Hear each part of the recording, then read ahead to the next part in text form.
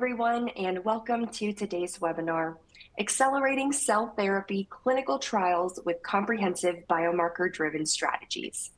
I am Kaylee Bach of LabRoots, and I'll be your moderator for today's event. Today's educational web seminar is presented by LabRoots and brought to you by Labcorp. To learn more, visit labcorp.com.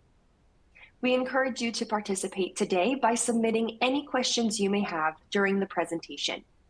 To do so, simply type them into the Ask a Question box and click Submit. We'll answer as many questions as we have time for at the end of the presentation. You may also submit any technical issues here as well if you have trouble seeing or hearing the presentation. And with that, I'd now like to welcome NingChun Liu, PhD, Director, Enterprise Cell and Gene Therapy at Labcorp. For a complete biography on our speakers, please click on the Presenter tab. NingChun, I'll pass it over to you to get us started. Thank you, Kelly. Hello and welcome to today's webinar. My name is NingChun Liu, and I will be your moderator for today.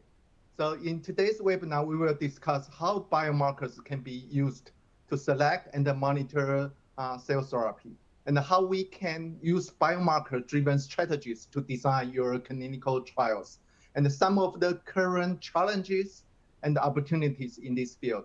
So according to the report, there are more than 1,000 developers that develop cell therapies, and more than 3,000 therapies are in development, ranging from preclinical through pre-registration. So we know the development of cell therapy is booming right now. So in your cell therapy development, biomarker is a crucial role in your drug product. And the biomarker development should go hand in hand with your drug product development. And because of the complexity of the adopted cell therapies, there are many challenges and limitations in developing reliable and predictive biomarkers for cell therapy.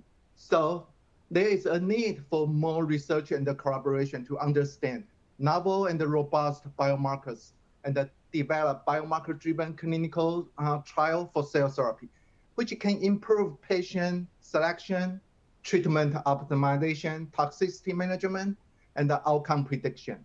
So in today's webinar, we will hear from experts in the field who will share their insights and experience on biomarker development for cell therapy. And like Katie mentioned, we have a Q&A session at the end. So please ask questions in the box. So let's start with the short introduction from our wonderful speakers. Yoav? Thank you, NingChun. So hi, everyone. Thank you for joining the roundtable. My name is Yoav Peretz. I've been with Labcorp for close to 6 years now as Global Scientific Director for the Flow Cytometry Department. I have a background in cellular immunology, and my team at Labcorp is responsible for the development and validation of flow cytometry-based tests. And then those tests later transition to our Labcorp clinical trials testing lab. So it's a pleasure being here with my colleagues. Hi. Hey, everyone.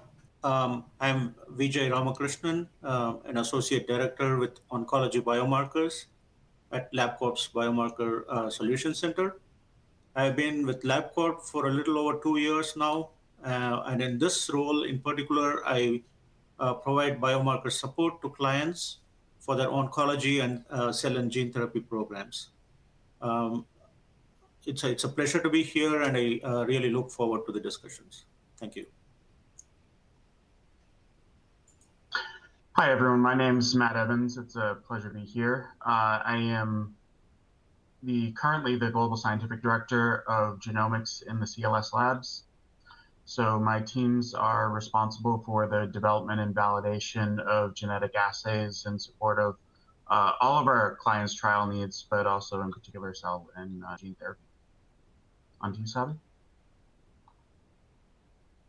Hey everyone, my name is Sabi Pabla. I'm the head of clinical and research bioinformatics at Labcorp Oncology in support of cell and gene therapy. First of all, thanks a lot, NingChun, for having me on this roundtable.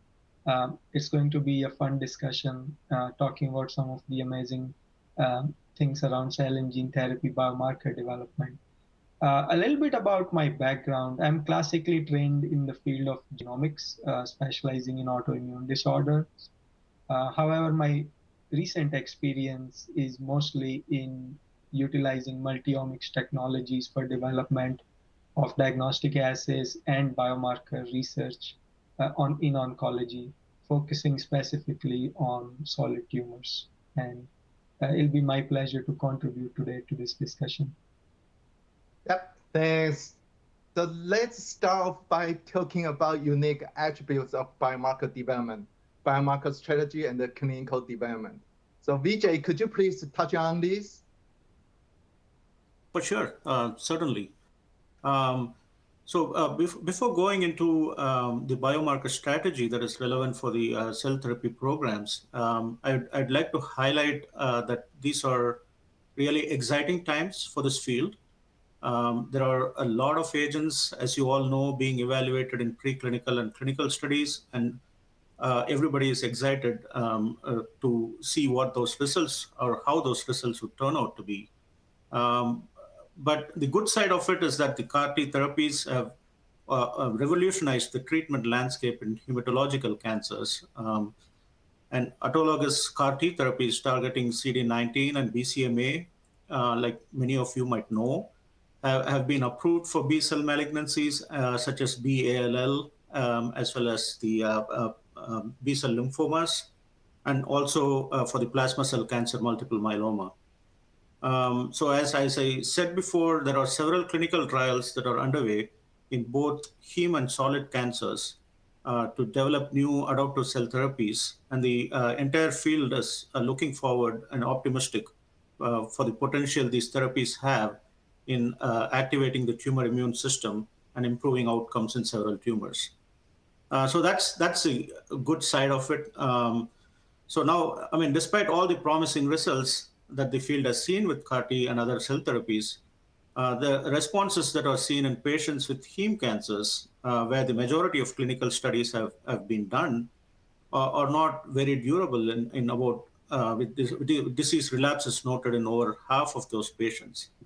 And that is despite seeing several patients attaining complete remission. So there is still work to be done in the hematological cancers as well.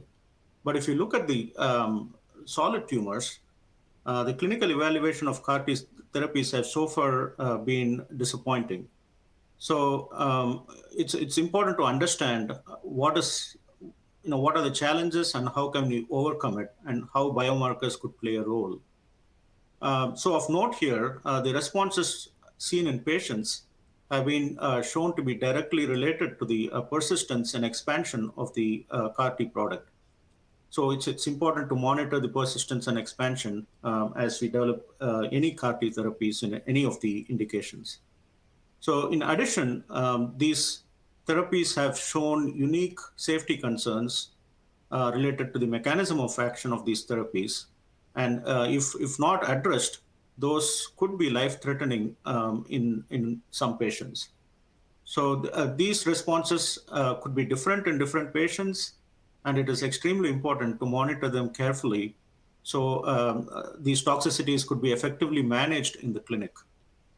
And thirdly, it is important to examine patient-specific factors, such as the tumor mutational burden, tumor heterogeneity, the immune status of the tumors, in addition to the CAR-T cell, which itself is a live cell product. So we have to assess the product's fitness and clonality to understand factors contributing to the responses that we see in patients.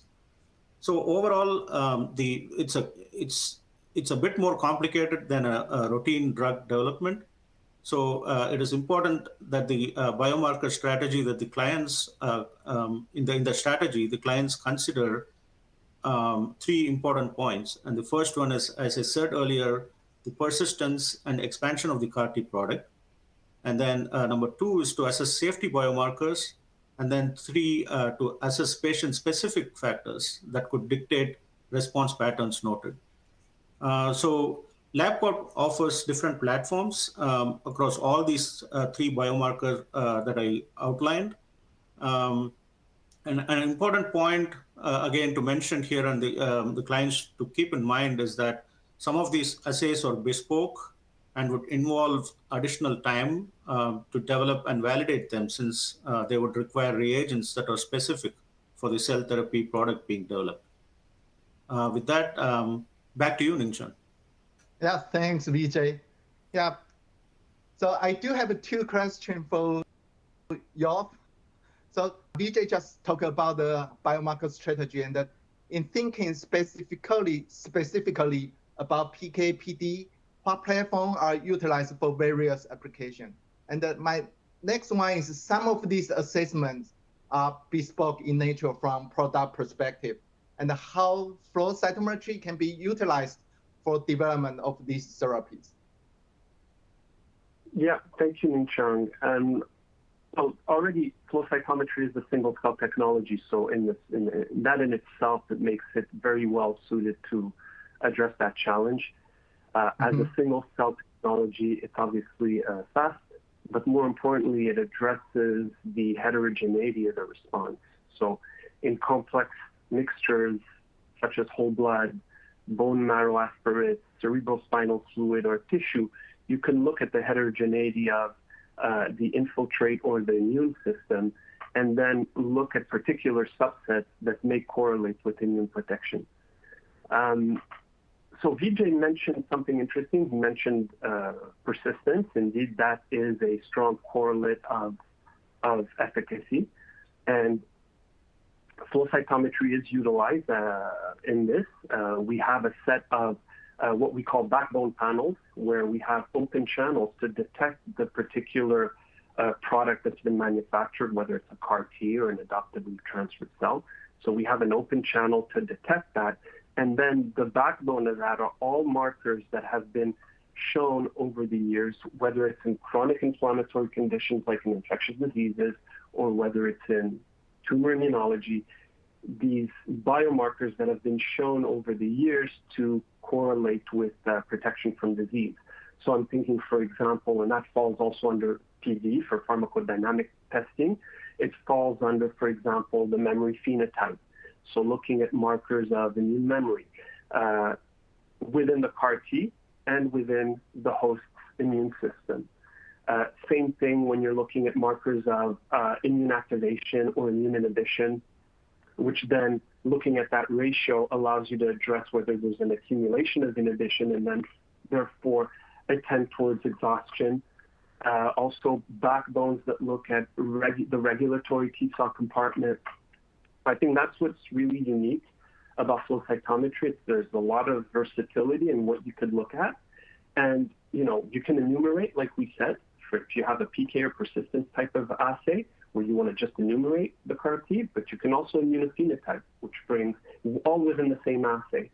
And then lastly, and I think that's important to note, is that there's functional testing. Some people call it potency assays if you're in the manufacturing end, but also when you're monitoring in a patient over time, assessing whether that transferred product is functional at the granulating lytic enzymes, the granulating effector cytokines become also an important biomarker that assesses whether there's efficacy and long-term persistence. Yeah, I think those are the main tools today that we have, and I think Matt was wanting to bring in a little bit of picture on genomics, on the genomics end.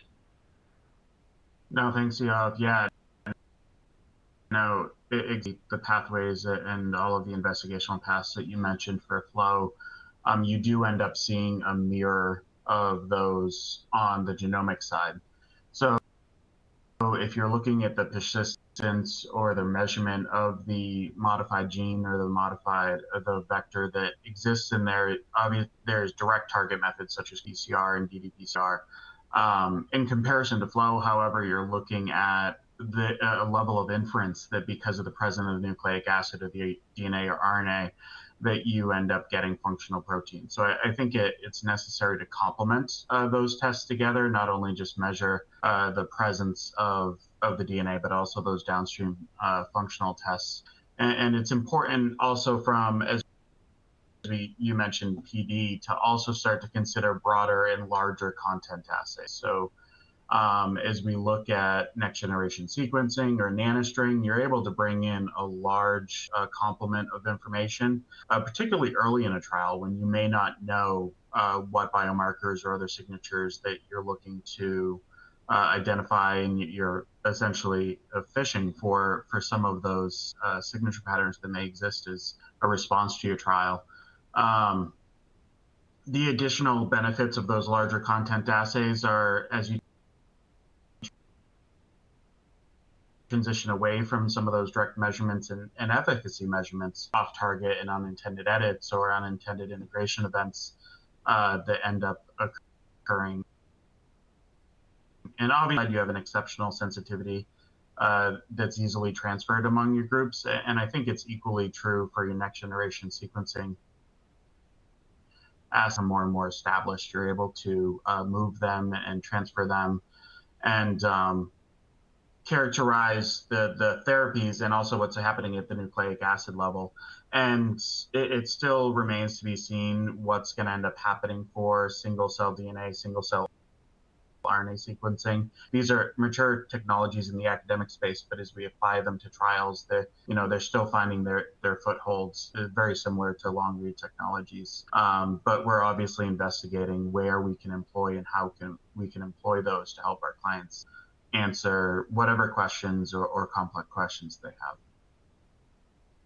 Yep, thanks, Yoav. Thanks, Matt. So my question to you two is, now we know we have a tools, we have a new platform, and to kind of develop our biomarkers. But how do we choose the best one, or how do we advise our audience to have one technology over the other? Yeah, I mean, that's a good question. I think there's definite advantages to one over the other. I think Matt touched on sensitivity. That's an important one. But I think we should focus on how they complement each other. And what we typically tend to do is to offer both. And you see that when there are PK type endpoints, you see that the genomic test is the standard. And the flow test for persistence becomes almost like a confirmatory. But it brings the added advantage when you're running a proteomics-based test at the single cell level to bring information on heterogeneity of response and look at other biomarkers within the cell, either a functional biomarker or a PD biomarker, like I was saying before, memory and so on. So they're very complementary, and I find that when we get requests, we're successful in saying, okay, let's do both and merge that information to give a complete picture. Yeah, I think complementary is the appropriate term there. I think they definitely serve together. And obviously the FDA has earmarked, and it's important to do so because there's that correlation between increased integration events and oncogenicity or potential downstream safety events. So for qPCR or ddPCR doing those vector copy number assays, it's important to employ those for that sensitivity, that view into of a genome that's present. And with the integration sites being somewhat random, you don't know the risks and you don't know where it'll integrate. So having to define, make sure those numbers are low, and then later define what integration events exist. Complement all of those. And obviously integration in the genome does not mean something bad will happen, but pairing the flow and genomic data is important for that monitoring. Yep, thanks. So my next question is, are there any predictive biomarkers for efficacy and the safety, and that they are applicable for adoptive cell therapy? Yoav, could you please elaborate on this? Yeah, sure, NingChun. So if I focus on the predictive, that's an interesting one because we tend to look at it from the patient perspective, but you can also look at it at the product level. This is a very unique product that requires a lot of manipulation in vitro before it goes back into a patient. And it appears, and I think it's been coming to light more and more now, that the way that we manufacture that product before it gets infused back into patients has a direct impact on successful engraftment and persistence, that biomarker that we said is really associated with protection, with immune protection. So the same types of tests that flow cytometrists develop to monitor PD and potential long-term efficacy in a patient can be used as well on the manufactured product before it gets infused. So for example, there's publications on this, you'll see that, for example, the CD4 to CD8 ratio in the manufactured product is an interesting biomarker. The memory profile, if you overexpand or over-trigger the TCR when you're expanding a cellular product, you tend to terminally differentiate those cells. And when you infuse them back into a patient, they'll be efficient, but they won't persist. So then you'll be in a situation where you'll have relapse. The regulatory content, the T regulatory content within that manufacturing process, that needs to be kept in check. Because if you're proliferating and expanding, you want to make sure you're expanding effector cells and non-negative regulation.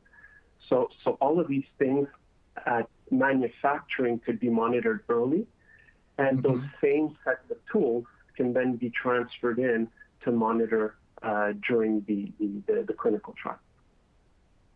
Yeah, thanks, Yoav. So Vijay, is there any a consideration for the safety biomarkers in your experience?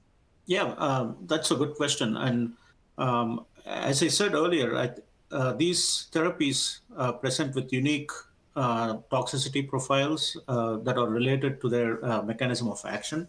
So and some of them could be life-threatening if not addressed appropriately in a timely manner. So it's important to follow these, biomarkers, safety biomarkers in the lab.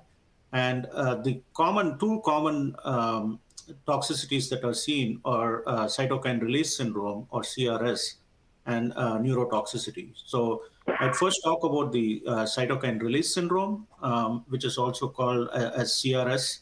It's the most common toxicity associated with CAR T cell therapy. And it's triggered by the activation of these T cells when the CARs engage their target antigen on the malignant cells. The activation leads to proliferation of the CAR T cells and release of cytokines and chemokines from antigen redirected T cells. And the key cytokines here that have been implicated are IL-6, interferon gamma, and GM-CSF. And IL-6 seems to play a major role here because clinically, if you control IL-6 by using an IL-6 inhibitor, tocilizumab, a lot of these patients can be controlled, or the CRS can be controlled in these patients.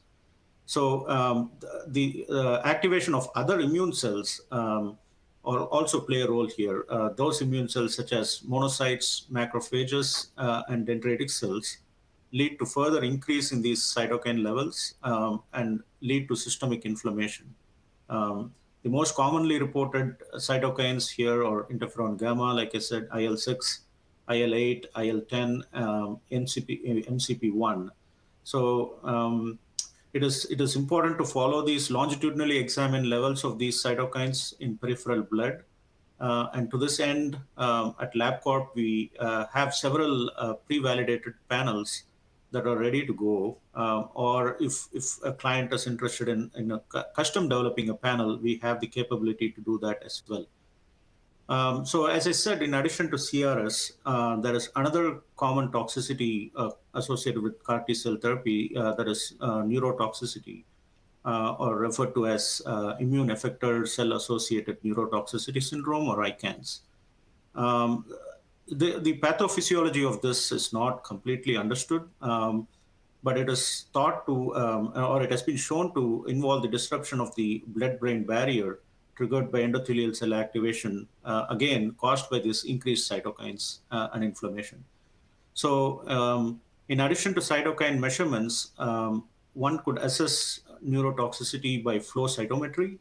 And to this end, Yoav and his team have recently come up with a panel that could assess neurotoxicity in these patients. Could you comment on that? Yes, certainly. So yes, indeed, we were looking at analyzing immune infiltrate in the cerebral spinal fluid, and the same approach that we discussed earlier on around using backbone panels, we did exactly the same thing. A backbone of immune infiltrate, almost like a TBNK type of panel, but with granulocytic markers as well, and basically developed that for cerebral spinal fluid detection. That's been presented at CYTO in May, and is available for use with an open channel as well, where anyone who has a particular adopted cellular product that they want to plug in can plug in there. Our future work with that, of course, opens the door to a whole bunch of possibilities. For example, endothelial markers that promote movement of cells into the cerebral spinal fluid. So there's a lot of versatility there as well, where we can adjust these panels, because these instruments, of course, give us flexibility to add in additional markers on top. Yeah, I'm glad Vijay and Yoav brought up this point. I do want to add another platform in the mix here. As Vijay mentioned, these adoptive cell therapies pose very unique challenges in terms of immune-related adverse events, and some of them indeed could be life-threatening if not managed sufficiently. And I think that remains an active area of research for many to be able to predict immune-related adverse events. We have seen and published some preliminary work on how we can do that using TCR beta repertoire sequencing, specifically looking at CDR1 and 2 regions of the T cells that we analyze in the peripheral repertoire, and how some of the polymorphisms in those CDR1 and 2 regions are associated with immune-related adverse events. Also, additionally, on the efficacy side, I think TCR beta repertoire has a role to play. As you can imagine, the response to therapy, the adverse event development, and the changes in the repertoire are interconnected events. And in many cases, we see changes in the TCR repertoire in the periphery that concurrently is measuring changes in both self and non-self reactive, or tumor reactive versus self-reactive T cells. And this kind of allows us to be able to figure out biomarkers that may predict immune-related adverse events.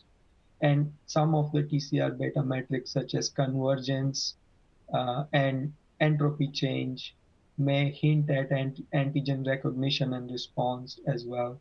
So we feel like platforms like this can help the sponsors in not only understanding the mechanism of action, but also predict response to therapy, as well as predict immune-related adverse events. Yeah, thanks, Sabi. So, but if we think beyond efficacy and safety, we want to know what the role on predictive biomarkers in determining patients' identification and stratification in the clinical trial. Could you please speak on this? Yeah, sure. That's an excellent point. Like in the last 2 decades, I would say precision medicine has become an integral part of the whole drug development continuum. And by combining genomic and immune profiling in the mix, and really integrating pharmacological data from tissue testing, as well as whatever we can decipher from these cancerous lesions, we can use that information to come up with better stratification and patient selection strategies. For instance, we can answer some questions around stratifications preclinically. For example, how do a specific genomic or immune phenotype in a disease is going to be associated with response to therapy? What kind of genomic variants, immune microenvironments are associated with specific indications? And that would give us some intel about primary immune escape mechanisms that we see in these kinds of malignancies. questions such as which patients have pertinent negatives, right?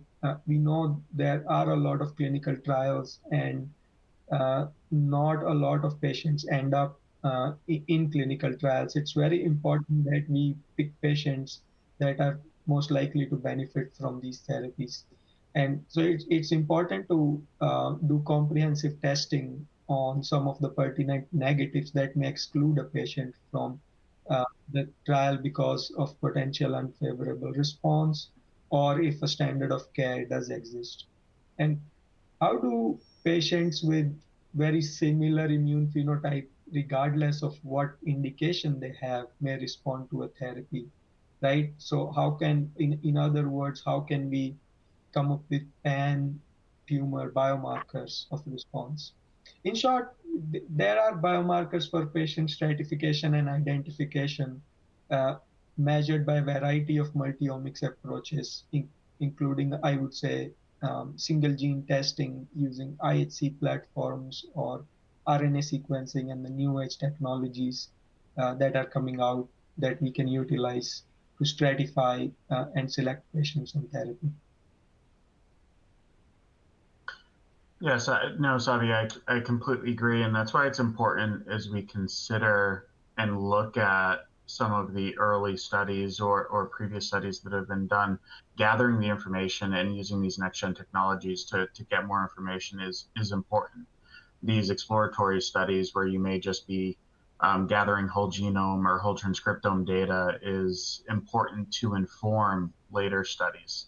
And, defining those genotypes that are important to stratify patients or to eventually lead to companion diagnostics where one or therapy is tied to a genotype of interest. And it's also, just to note, especially with contemporary literature right now, that we don't have a single reference genome. So it's important to look at these therapies in a global scale. If you look at regions or particular genotypes and haplotypes that are within populations throughout the world, not only making care-based decisions or future decisions on these studies based off of one region or one genome or one set of studies, and truly looking at this from a global perspective, because you might find responders or non-responders differing by region.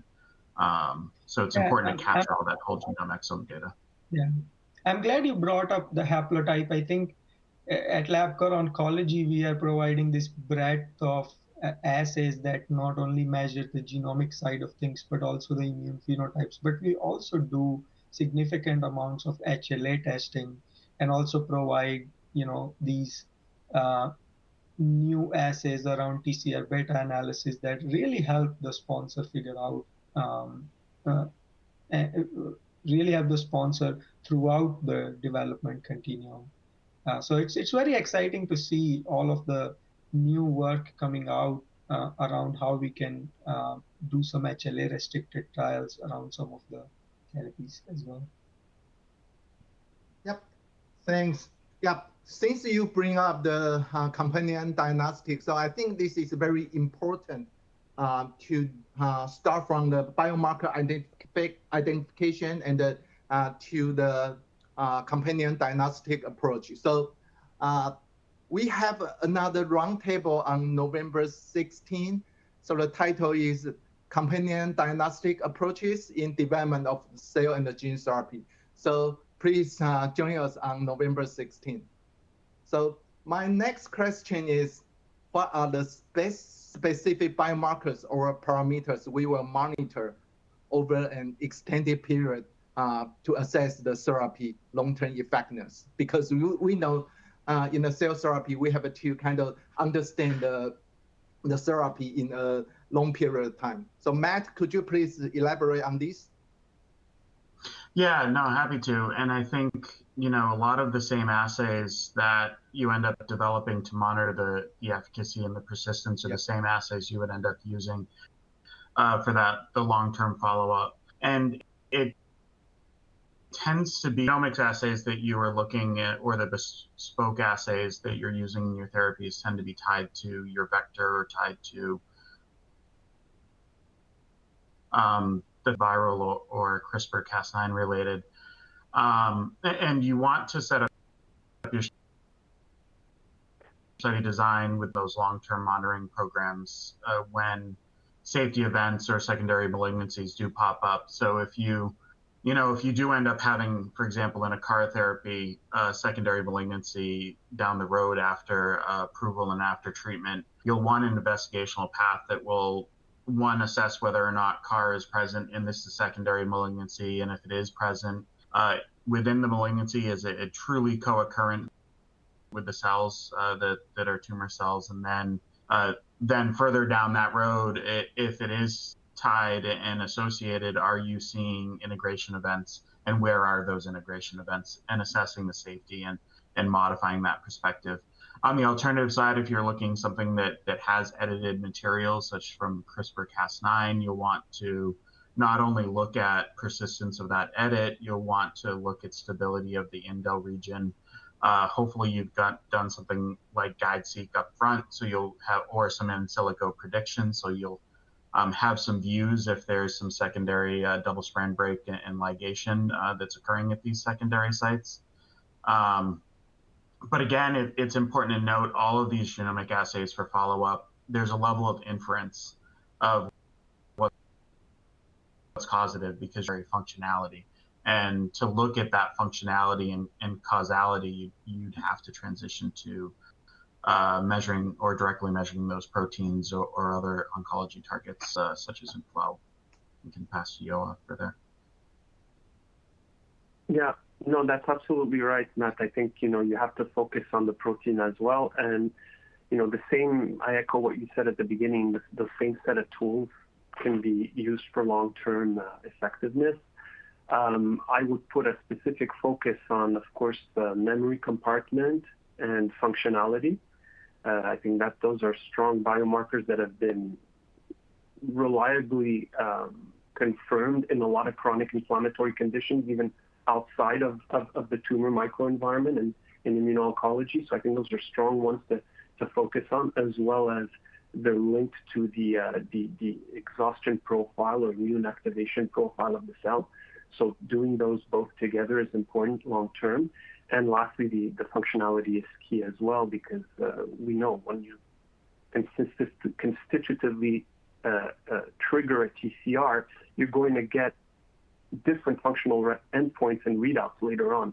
So that CAR T that's been, or that adoptively transferred cell that's been polyfunctional early on after infusion may skew towards monofunctionality later on, 1 year or 2 years post. So I think that's another key readout that's been shown towards terminal differentiation and a loss of effectiveness. Yep, thanks. So my last question is, what impact will advancements in biomarkers have in the future for clinical development for the cell therapies? Vijay, could you please start with your opinions or your answers? For sure, NingChun. Thank you. So the potential for adoptive cell therapies is partially realized in hematological cancers. However, like we discussed, there are several challenges when you think about using these therapies in solid tumors. One of the major challenge that is well documented now is the identification of a tumor-specific antigen expressed exclusively on tumor cells, but not on normal cells in solid tumors. So solid tumors express antigens that are tumor-associated, in that they are, highly expressed in the tumors, but are also expressed at low levels in normal tissues, leading to on-target off-tumor toxicities. So we are seeing more clients moving towards designing other CAR constructs, such as the AND-gated CAR constructs. These would need two tumor-specific antigens or tumor-associated antigens to be expressed simultaneously to activate the T cells, and so can reduce the probability of on-target off-tumor effects. So it's important. It becomes important to examine the expression levels of the tumor-specific antigens, both at baseline and after treatment, to understand if these tumor-associated antigens are lost or are there any mutations, and so on and so forth. So other major challenges, and some of which Sabi already went over, in solid tumors or the tumor heterogeneity, antigen downregulation or mutation that could happen after treatment, which creates an antigen loss, escape variants, and as well as the presence of an immune suppressive microenvironment that contributes to CAR T cell exhaustion and decreased persistence, leading to resistance to cell therapies. So all these have to be studied longitudinally in these patients, because when you monitor them at baseline, you might identify biomarkers that could predict patients who are likely to respond to these therapies. But examining these after treatment is also important to understand resistance mechanisms that are triggered in response to therapy. And such resistance mechanisms could then help to identify novel therapeutic approaches that one could use in these patients to induce responses, or could also identify combinatorial strategies to overcome resistance. And Sabi, I know you outlined some of these platforms already, but do you have anything else to add regarding these platforms that Labcorp has to address these important issues? Yeah, sure, Vijay. I think personally, I'm very excited about a couple of technologies that we feel are very close to the clinic now and can really help us unravel the complex interactions between tumor cells and immune cells. The first one I would like to talk about or briefly mention is digital spatial profiling. I think that technology has great promise in helping us coming up with biomarkers of these interactions.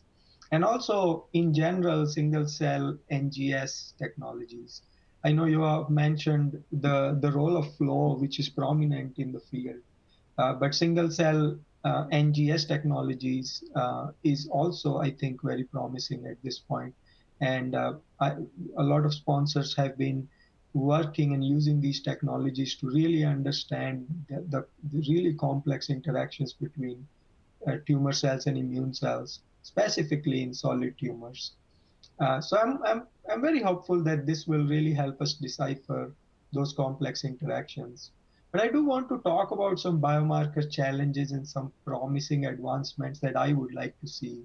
I think one of the things that we will probably see coming in the next 5 years or so is really biomarkers around the metabolic state of the tumor microenvironment and how that affects the success or failure of adoptive cell therapies, specifically in solid tumors. And that goes to the fact that both tumor cells and immune cells kind of use very non-canonical ways of energy metabolism because they divide so quickly in order to conquer each other.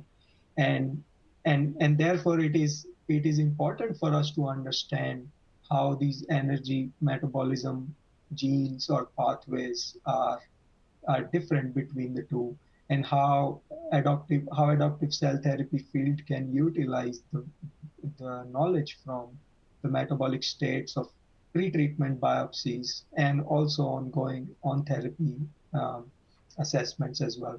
So I'm very excited to see what future brings to the field and how we can assess all of this really cool science happening.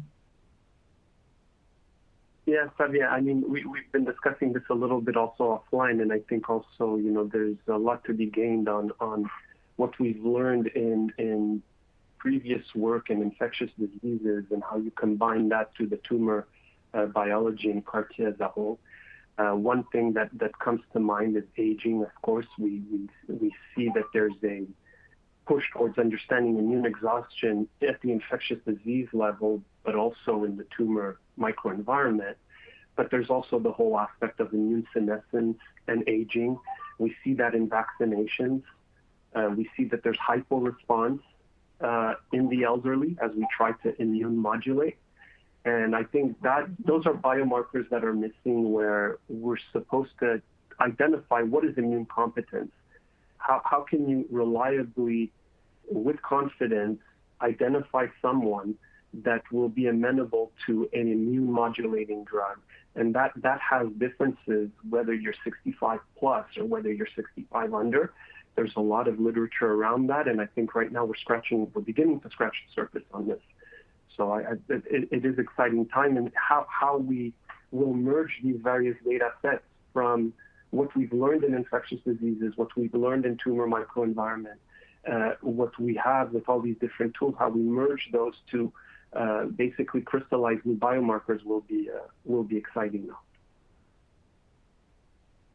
I think all of these multi-omic data and the amount of information that's coming out now is critical to better understanding of therapies. I do think it adds a little bit of challenge in planning at the same time. So if we consider the length of these monitoring programs required for 15 years post-treatment, and if we were to actually translate that and plan it out on the calendar, it may end up looking like for the clients and for CROs or labs running these tests, 20 to 25 years for maintaining these monitoring programs and what they look like. So you have to consider that technology is going to change, and having a plan for those platform transitions or incorporation of new tests that everyone's talking about here will be important. And you're not going to want to depend when you're in 2033 looking at monitoring. You may want to incorporate additional testing or investigational paths, and the risks are not non-existent. Particularly in the genomic space, we know that wet lab and bioinformatics is rapidly evolving, and there's no guarantee that the sequencers that we have on the market today are going to be the same sequencers that are available and maintained and supported in 15 years for that long 25-year period or potential. But you do want to have some concept of what your bridging will look like, whether that's simple or how you'll be moved between platforms, and just plan ahead for some of that, because it's not a short period of time. It's definitely something that'll be a burden to maintain. Yep. All right.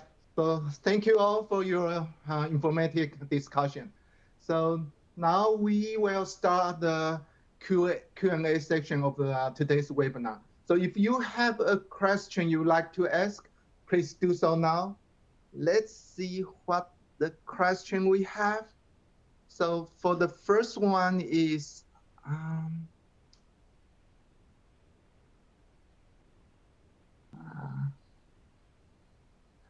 what about circulating tumor antigen as a marker of efficacy? So Yoav, could you please answer this question? Circulating tumor antigen? Yes. Yeah, I mean, we're not really using flow to detect circulating tumor antigen. Maybe someone from the genomics group has access to that or has info on that. Yeah, sure, Yoav, I can take that one. Yeah, okay. I think that's an interesting question. I think at Labcorp Oncology we have developed a multitude of liquid biopsy, liquid biopsy assays that do detect circulating tumor DNA variants at very low VAF levels. So I think we can certainly support measuring tumor antigens as a marker of efficacy on treatment, and kind of support how we can see the decreasing levels of the tumor antigen as a biomarker for response. Yep. Thanks, Sabi.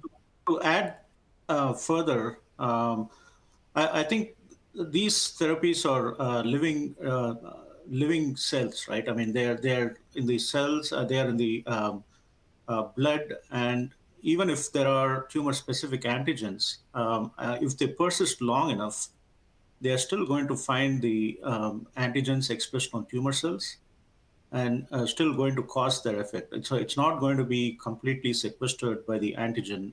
So there are reports which obviously which show that loss of antigen expression on the tumor cells is a biomarker for efficacy because there is no antigen there, and there are also the gene deletions, so which cause again the antigen to be not expressed. So those are well-documented resistance mechanisms. But as far as circulating tumor antigen for this mode of therapy, it would be interesting to see what comes out. But I think most likely it might affect the efficacy a bit. But if these cells persist long enough, they are still going to find the tumors and kill them, unless there are other resistance mechanisms that get triggered. Yeah, Vijay, you know what? You jog my memory on something around that is that if you look at, for example, whether it's class 1 or class 2 restricted antigen, whether it's within an MHC complex, sometimes those get secreted. Sometimes they're also in extracellular vesicles. And I think in the single cell technology, particularly flow, can detect these single cell, these nanoparticles that express these circulating antigens. It's very new.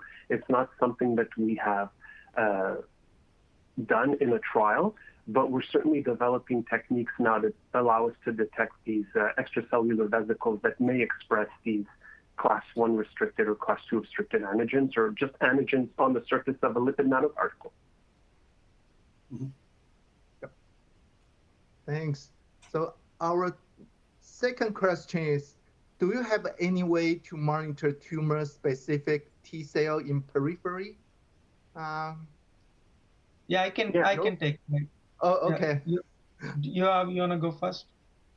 Oh, go for it. Go for it. We can complement each other. Yeah, I can briefly mention that from the TCR beta repertoire perspective, we have a way of getting all of the CDR3 sequences, and we are currently in the process of developing prediction methodologies that can give with a certain probability the antigen that this CDR3 or TCR sequence is supposed to bind to, given the HLA information, which we also get from the OmniSeq Insight product, which does genomic profiling as well as HLA haplotyping, which is tumor informed.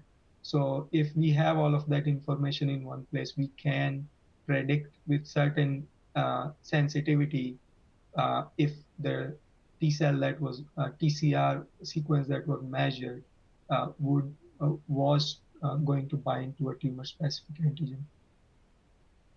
Yeah, on the single cell end, you can do this by flow, or you can do this also by ELISpot. I think it all depends on whether you have knowledge of the antigen that you're looking for. There's some reagents that could pick up MHC class 1 peptide or MHC class 2 peptide conformations, and then you can detect those and basically fish out those cells that express that particular antigen of interest. Or if you don't have that type of reagent, you can go with an approach where you just stimulate the cells with a antigen of interest or a peptide of interest, and then look at a functional readout that allows you to then enumerate and quantitate what the frequency of T cells are to that antigen. And lastly, I think another approach that's been used, it's a little bit less fancy, I would say, is more a change in phenotype of a cell after you've triggered the TCR, if that's your product, if it's a TCR-based stimulation. So you could look at upregulation of particular activation markers that are associated either with a CD4 component or a CD8 component.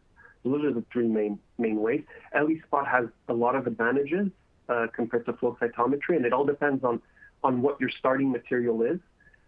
If you have several cells and you can go with a more multidimensional type of test, flow cytometry would work. But if you're limited in the number of cells that are maybe cryopreserved and you don't have much, you can also go with an ELISpot type of approach, which requires fewer cells in order to resolve a response. Thanks, Yoav. And yeah, I think the next question is also for you. So the question is, let me see. Oopsie. Do you use flow cytometry to study circulating tumor antigen autoantibodies? Circulating tumor antigens? Circulating tumor antigen autoantibodies. Yeah, no, I think that's, we have not done that yet, but I think that's an interesting question because, again, the whole concept of nanoparticle detection and flow opens up this field, right? So everything related to exosomes that are secreted either by a tumor or even by an effector cell for distal communication between tissues become accessible. So you can imagine very, very early biomarkers of efficacy being discovered in these lipid nanoparticles. So no, but I think there is room for development and validation there, and we hope to be able to develop applications for that soon. Mm-hmm. Yep, thanks. And our next question is, how can BCL2 be used as a biomarker when monitoring lymphoma treatment? Vijay, could you please touch on this question? Sure. BCL2 family of anti-apoptotic and pro-apoptotic proteins are very, very significant or very relevant in hematological cancers. So this is kind of a broad question. So the BCL2 could be important to monitor in the tumor cells. So when the levels go down, it means the cells are tuned towards undergoing apoptosis.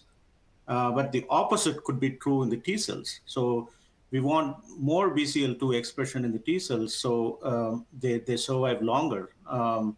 So I think it could go both ways, and it depending on what it is used for, we could monitor the BCL2 expression in both the T cells and the tumor cells and kind of correlate that to the responses that we see.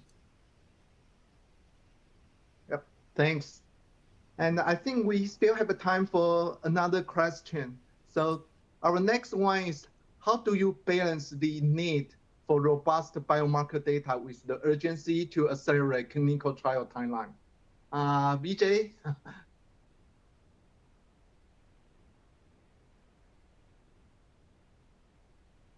Vijay, could you please answer the question? How do you balance?